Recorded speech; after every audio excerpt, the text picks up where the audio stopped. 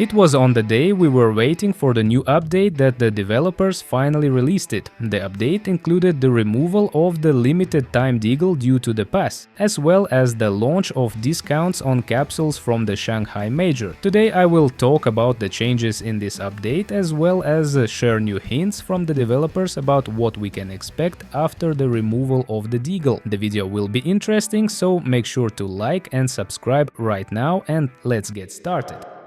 Let's begin with the changelog of today's update. The first change is the 75% discount on capsules from the Shanghai Major. The discounts are the same as always, and surprisingly they came together with the update when the developers removed the limited. Surprisingly, there was no Valve time, the situation where developers release updates according to their own schedule, usually with a significant delay or in rare cases earlier than promised. As we know, the duration of the discounts has been increasing each year, and it's never been shorter than in the previous year. They used to last 42 days, then 40 days, and for example in 2023 they lasted a full 106 days after Paris. So this time I expect the discounts to last about 3 months, although who knows, Valve might surprise us. Now about the Deagle, as I mentioned at the start of the video, it was removed from the armor pass. We'll discuss this in more detail shortly, but for now let's move on to other changes. The position of the fingers on the Huntsman knife has been fixed. This has become a tradition. Several updates in a row have involved the fixes to knife animations. Last time it was an issue with the fingers on the butterfly knife, and in one of the previous updates it was with the M9 knife. Another fix concerns grenade explosion icons, which no longer disappear from the radar for observers. Also, the icon for the observing player was showing up on the radar, which I mentioned in one of my previous videos but didn't bring up because it seemed like a minor bug. However, users on Reddit complained about it 5 days ago, and now it's been fixed.